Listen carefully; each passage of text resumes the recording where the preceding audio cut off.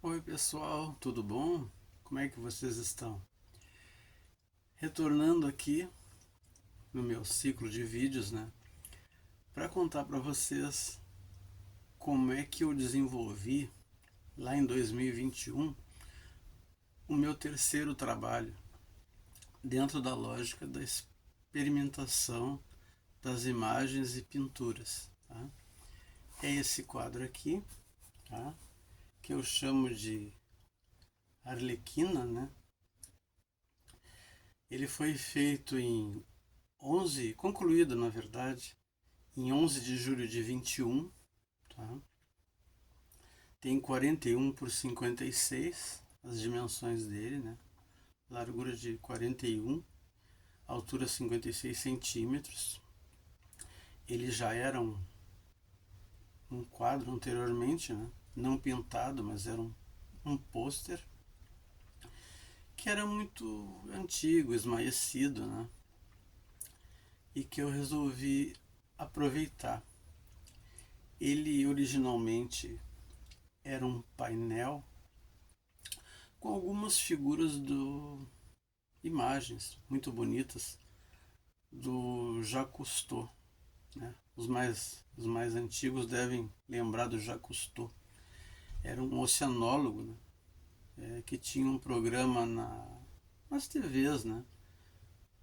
Onde ele viajava pelos mares do mundo inteiro, né? Fazendo pesquisa oceanográfica. E isso me fascinou muito. E a partir daí eu fiz um painel com colagens sobre as aventuras do Jacques Cousteau.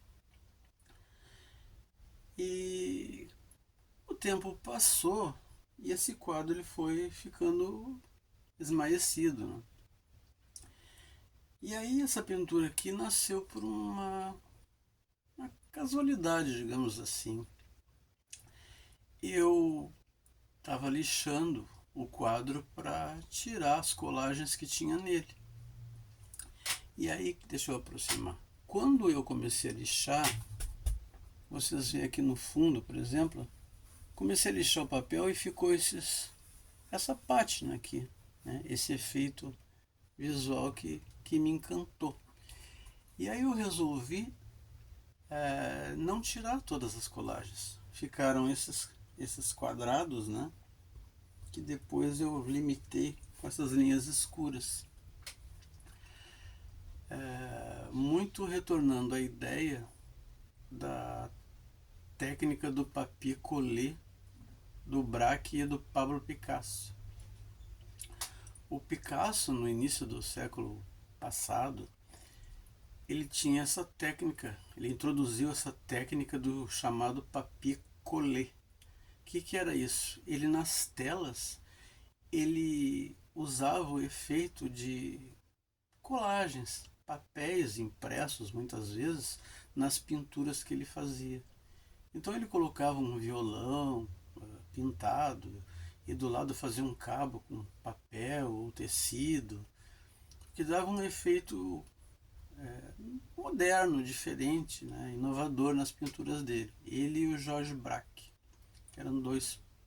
Picasso, né, nem precisa se falar sobre a fama que tem. E o Braque também é introdutor do cubismo cristalino junto com o Picasso. Tá?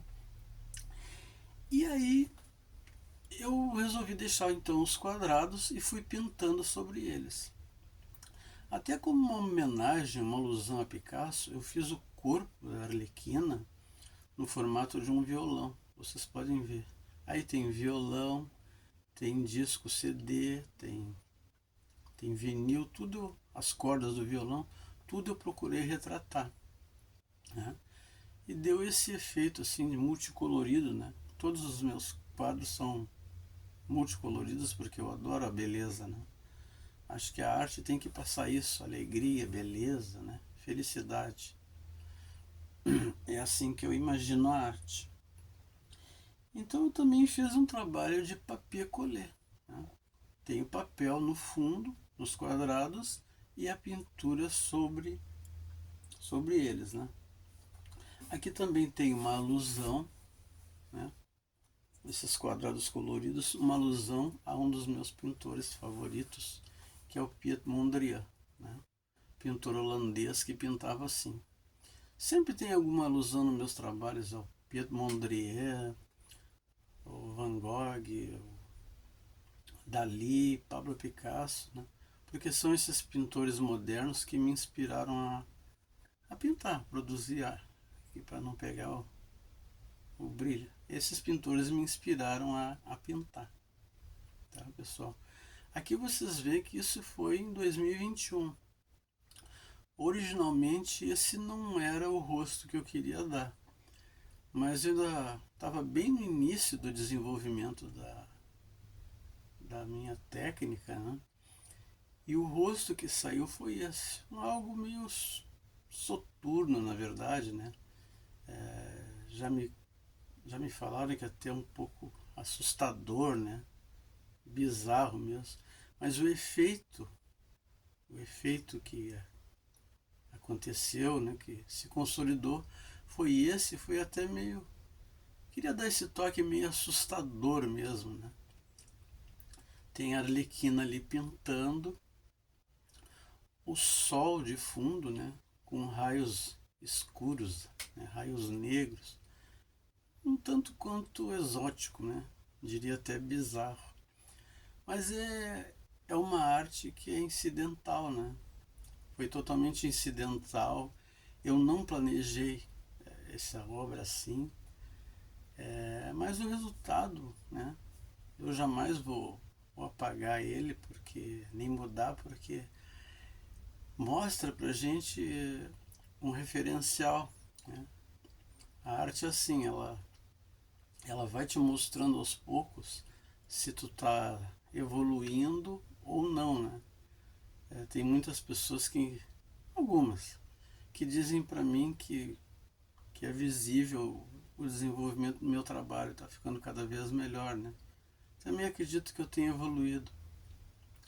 Então é como eu sempre falo para vocês, o importante é começar, perder o medo e tentar, não importa o que a pessoa gosta de fazer, que arte, né?